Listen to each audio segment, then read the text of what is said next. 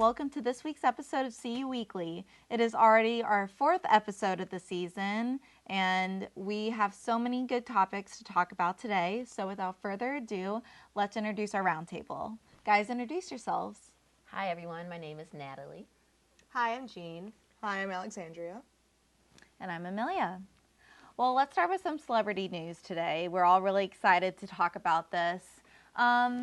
Taylor Swift is getting sued for $2.2 million for her song Shake It Off. And we've all heard that song, and it's been a very popular song for the last couple of years now. Or maybe the last year. I'm not sure. It feels like it's been going on forever. Yeah, it definitely feels forever, but I think it was just like recent. It was definitely recently, but so we all know this song, but it's getting sued by a guy named Jesse Abraham, and he's an R&B artist, and he's saying that his phrase "haters gonna hate" and players gonna play is actually his line. And she wouldn't have a song if he didn't have his song. So he's suing her for that money. And what do you guys think about this? Do you think that he has a case, and do you think he's going to win? Honestly, I don't think that he's going to win this case at all. I think that it's just too common of a phrase, and people say it all the time. I mean, I feel like it's a very old phrase that everybody has said. And it's very hard to make a case off of something like that.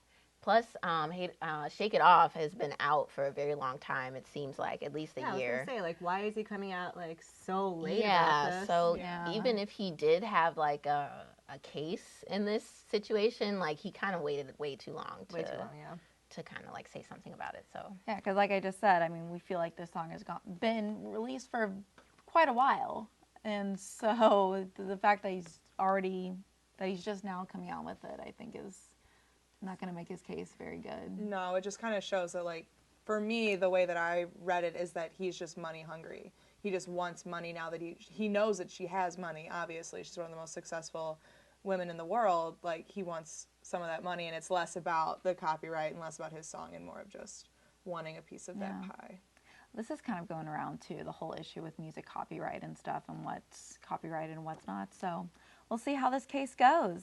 In other news, we have a new app on the market, and it's creating kind of a lot of controversy all over the United States and especially here at U of I. It's called the What's Goodly app, and it's something. It is an app that allows you to create polls and to vote on them. Kind of a simple idea, but a lot of kids have run away with it and made it very controversial. So you guys know a lot.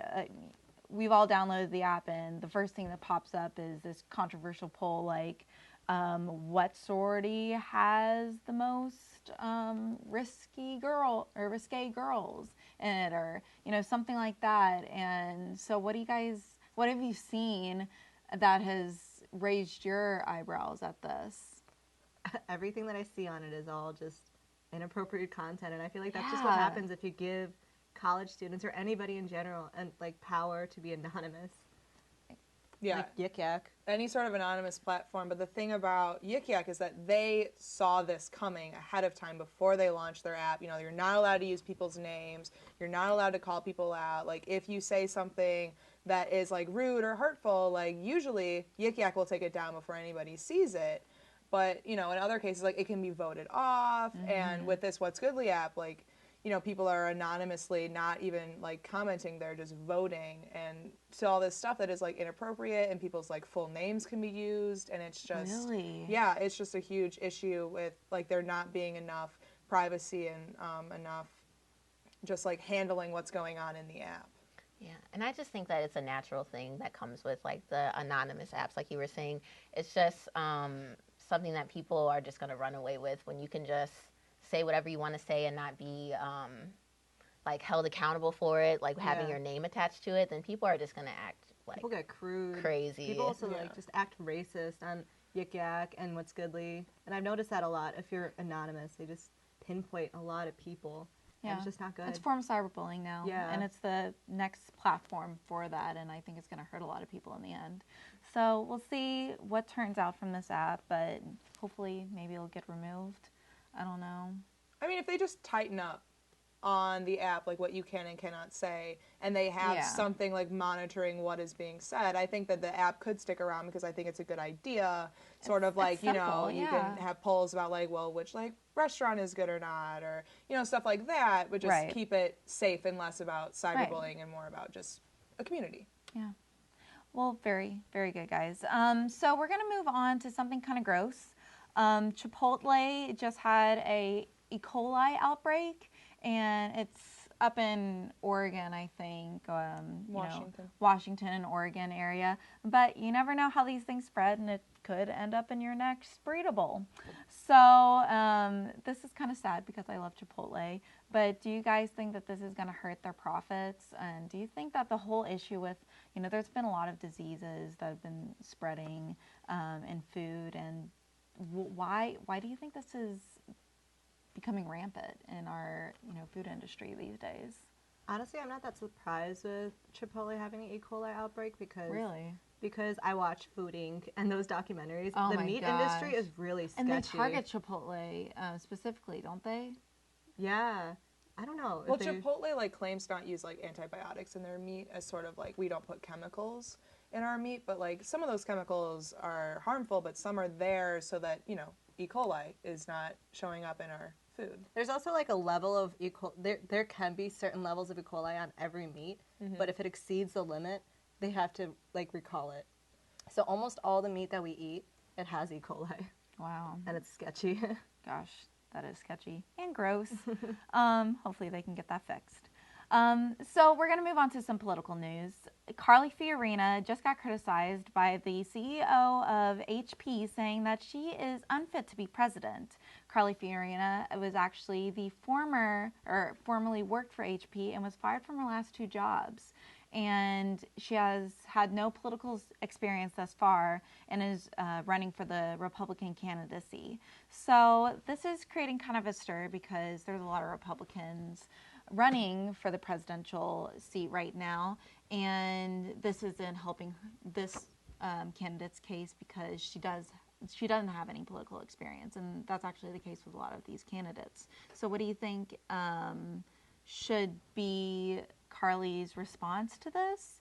Do you think that she has a good case against herself, and do you think the CEO is kind of right to tell the world that she's unfit?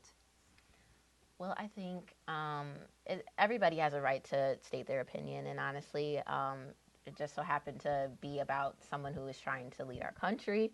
But I think that Carly Fiorina, I don't think it's going to hurt her too much. And honestly, like with Donald Trump running for the presidency and like all these people from different types of backgrounds running, I think that it's just really not that big of a deal. I mean, there's no specific like background that you have to run for presidency. You're right. If Donald Trump can run, then anybody can run, right? Right. Yeah, I personally think I agree with the CEO of HP, especially because Fiorina was fired from that company in 2005. She has not held any sort of political office.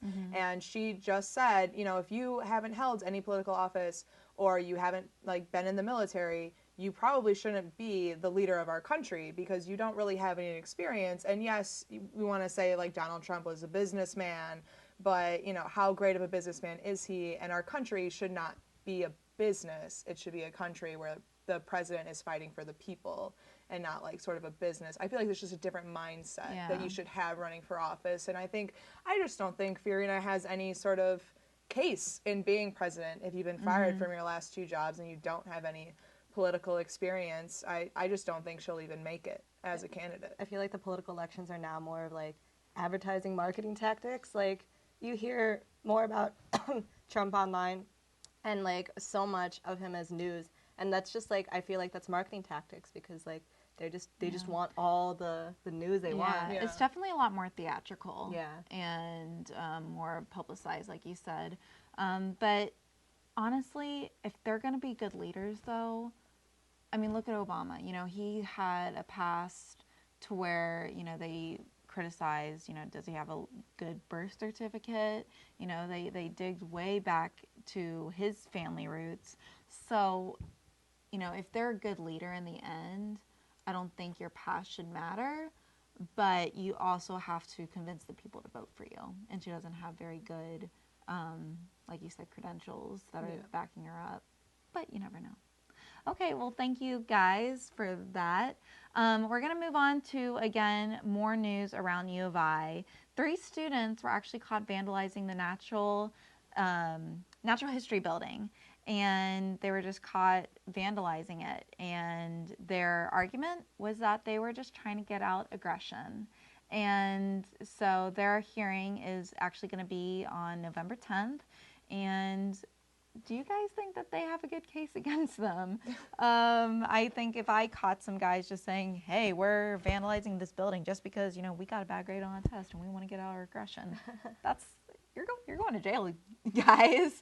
So what do you think about that? And I know you might have something to say. Yeah, well, I know one of the aggressors in class. I have in one of my classes, so I was very surprised to see his name pop up and how their excuses were trying to, this is what we do in Chicago, like we're just trying to release aggression. They caused $20,000 worth of damage.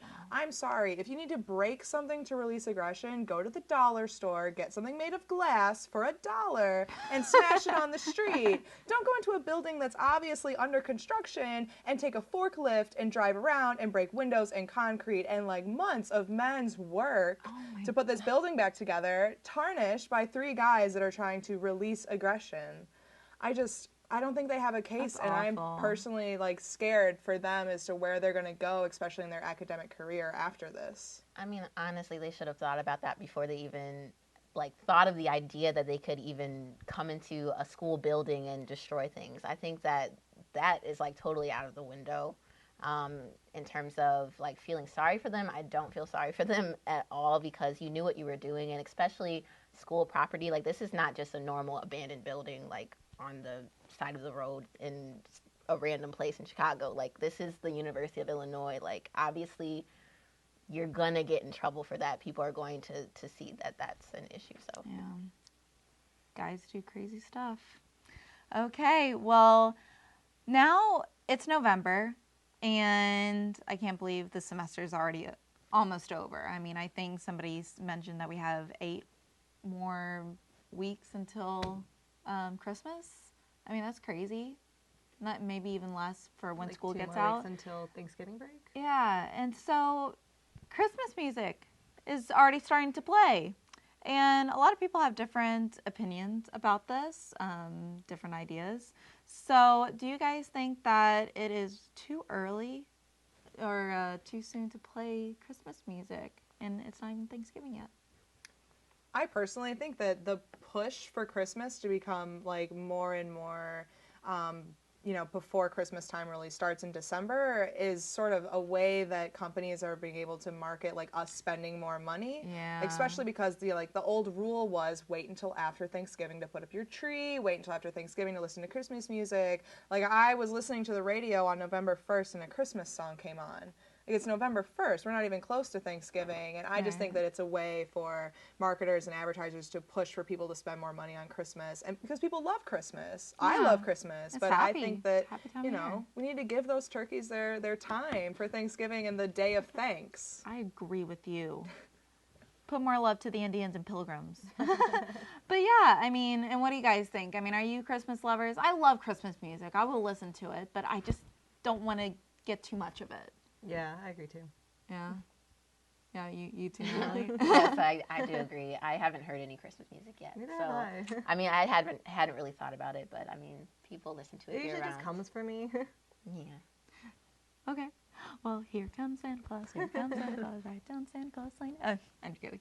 Well, that's all that we have for today. Thank you so much for tuning in, and we will see you next week. Thank you, guys.